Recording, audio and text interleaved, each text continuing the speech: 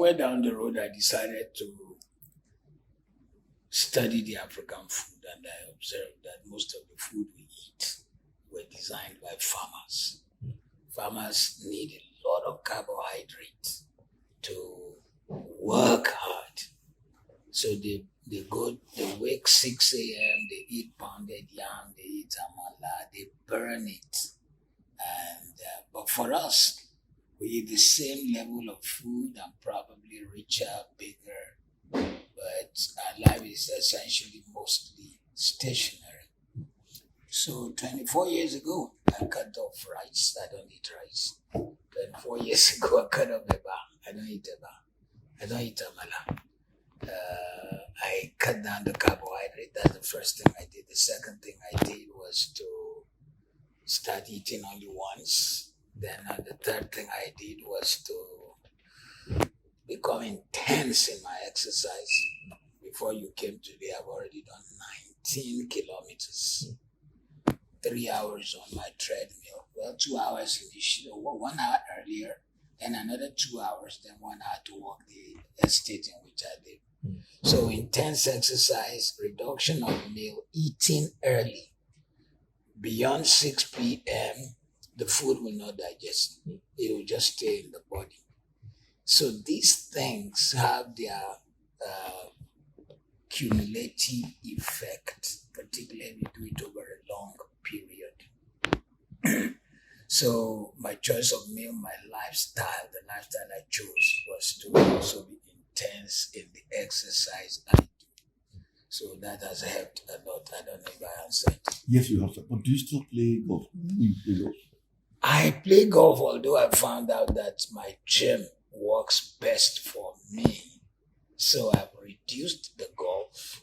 I only play golf every once in a while. While yes, by the time you go around what we call 18 holes, you've taken 4 hours. But the level of exercise is minuscule compared to what I get when I'm in my gym. When I'm on my treadmill, at the end of 1 hour, I have done approximately 4.5 kilometers. Whereas 18 holes, you've done approximately 5-6 kilometers for 4 hours. Whereas in 2 hours, I will have done 9.5 kilometers. So I found that it is more intense, it is more calorie burning. And so I play golf, but every once in a while, at least to keep the game going, because golf is a jealous lover. You stay away, it divorces you. So the next time you come to play, it punishes you. And sir, I was wondering, with your tight schedule, I know that you used to do a lot of travel, and I'm wondering, how do you maintain this regimen of... Well, first of all, you have to create your own rhythm, because you see, at the end of the day, people who keep demanding and desiring and inviting you, the day you pass, they will just look for somebody else to replace you. So you need to create your own rhythm and realize that, look, if I'm going to live long, I need to live long for my family, I need to live long for myself, and I need to not be a nuisance to anyone. And if that is going to be, I need to realize that I need to do something. The danger is there, obviously, from your question. When you are an itinerant preacher, particularly one day you're in New York, another day you're in Ivory Coast, like this Friday I'm going to be in Accra. When you catch the first flight, because I'm speaking 2 times on Friday, Saturday I'll come to Nigeria to catch my flight to London. But in spite of all that, I try as much as possible to be very rigid with some degree of my meals. So before I go somewhere to speak, we came up with a 13-page document we sent to where I'm going to speak.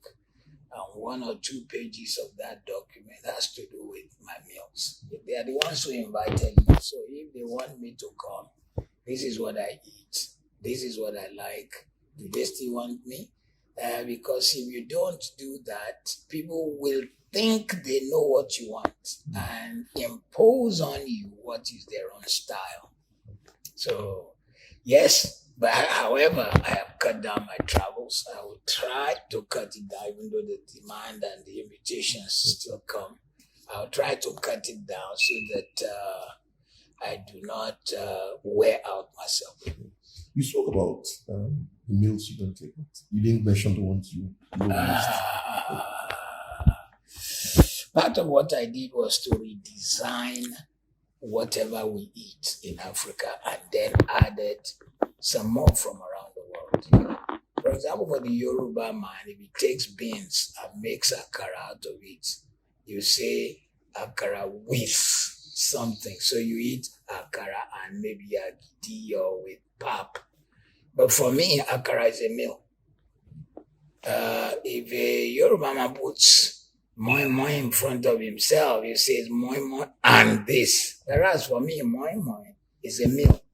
You see, one of the reasons I do a lot of beans is because it's just protein. It doesn't add weight, and whereas it gives you some strength and it helps your body. Not that I don't take some degree of carbohydrate. I get my carbohydrate in some bread and also something called bulgur wheat.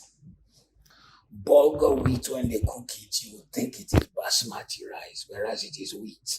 But they have so processed it and cut it into pieces so that when they cook it, it looks like rice. It feels like rice. So maybe it helped me to overcome that Nigerian rice mentality. So bulgur wheat gives you energy. It still has some protein on it. I take a lot of beans. I take quinoa. I take potatoes, sweet potato in particular. Is more for your joints. Sweet potato is very good. I take oats. And I do a lot of fruits and nuts. A lot. So basically, it is so good if you want to stay healthy to do a lot of vegetable, fruits, nuts, and then you now add that to the other food like the protein. But the problem with the African meal is that a lot of it is carbohydrate and eaten at the wrong time. Imagine somebody who eats a large bowl of rice at night and goes to bed within 2 hours. The body will look for where to store it, so it stores it in the wrong places. That's what I do. Sir, you're going to be clocking the big age very soon. I already clocked 17 March. Well, there was no... I didn't want any celebration. Rather, what I just felt was, we keep celebrating. What I want to do is do something that is a turning point. I want to launch what I call Christ's Compassion to the Rural World. I want to be holding these outreaches in rural parts of Nigeria first.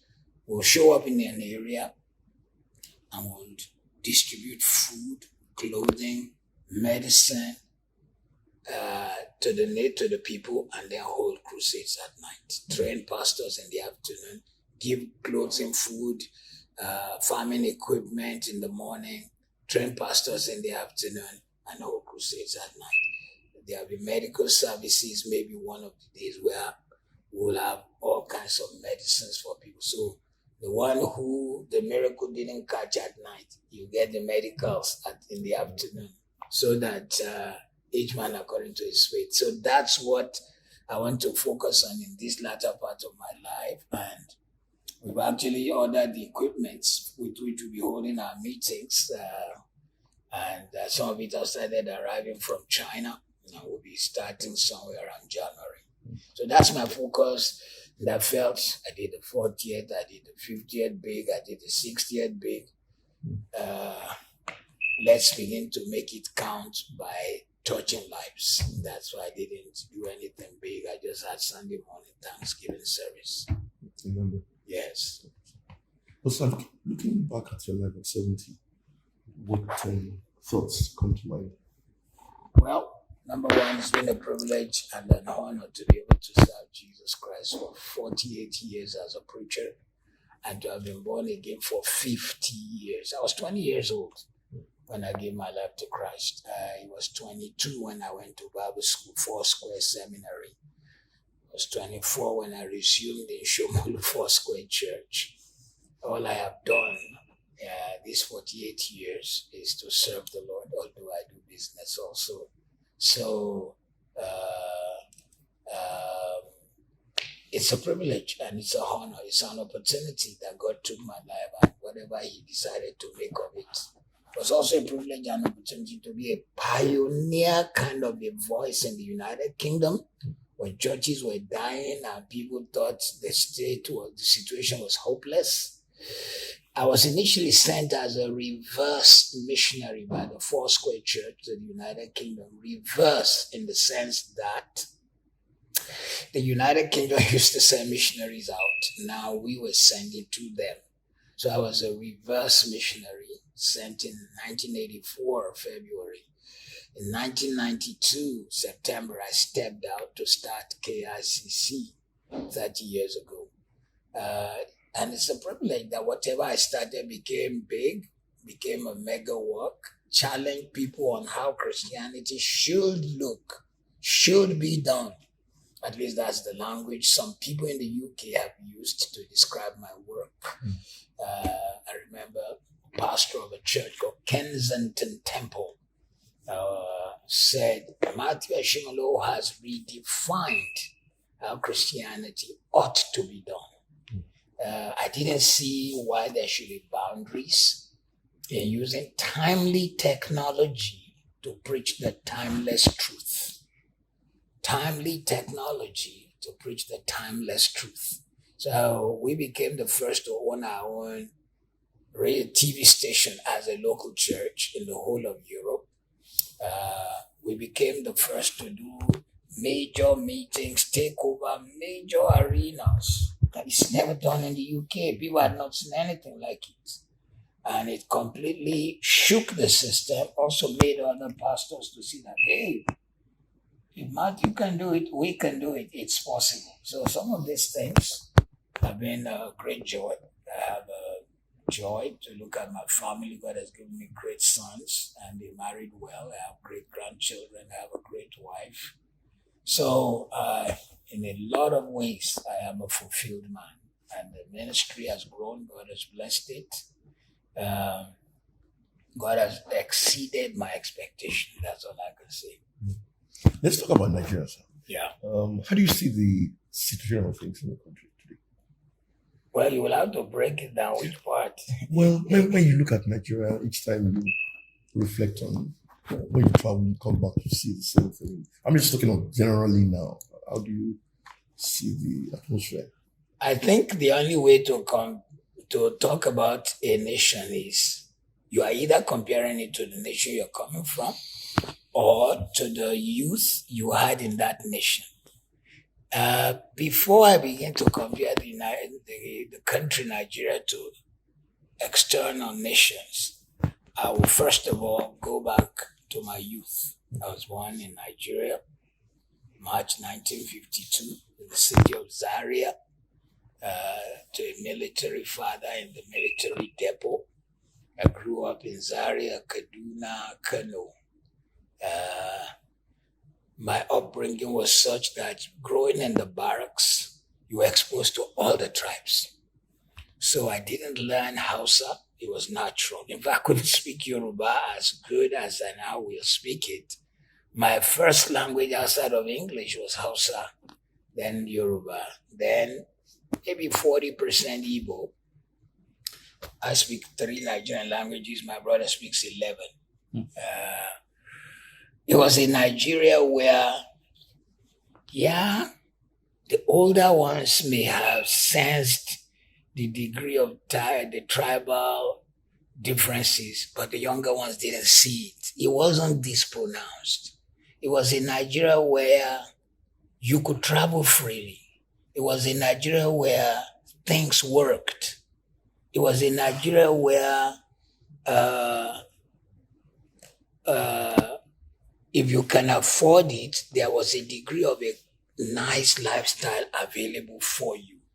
It was in Nigeria where there were not so many cars. as we have today, or even so many roads. So when we leave Kaduna, we came once a year down south, or sometimes every other year. Down south, when my father was on leave and we were on holiday, it was the best thing to look forward to. The train would pick us from Kaduna train station and bring us down to the train station near Dugbe in Ibadan, or sometimes straight to Ido in Lagos. It was a beautiful experience. It was in Nigeria where things just worked. Things worked. But what I see today is a nation which has an appearance of abundance, of wealth, but has been, number one, the people have been polarized against each other. Their prejudices against each other have been used by the politician. The religious dichotomy or trichotomy of the nation has been used by the politician, so that today the first thing people think of is, which religion are you, instead of who are you? You are my brother. I don't care what church you went to or what name your religion was. So I am very worried for the Nigeria I see now. In fact, I'm not only worried for now, I'm worried for the next 15 years. I'm worried because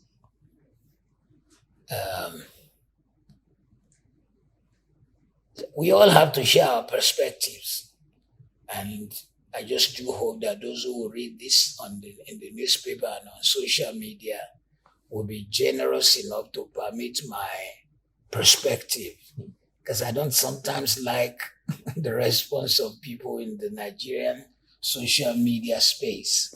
When they don't agree with you, next thing they'll do is they write things that are unpleasant. They go, stupid man, idiot. No, just say, okay, that's your own opinion. This is my own opinion. My personal opinion is that the nation has been fractured. The Yorubas, let me say it in Yoruba, they say, they shouldn't hear evil in the mouth of a priest. But the truth is, the generation now don't know how much this nation has been fractured. It is so fractured that I think we are worried about the presidency when we should be worried about the system. Or rather, two things. Who runs the nation and how the nation should be. Because you see, if you have the best president in the world and you have a broken system, it's like having a fantastic pilot and a plane that is not likely to land. On another hand, again, if you have a fantastic aeroplane and a terrible pilot, those are two issues. So I don't know if I'm answering your question. Maybe you need to elaborate a little bit more. Yes, sir.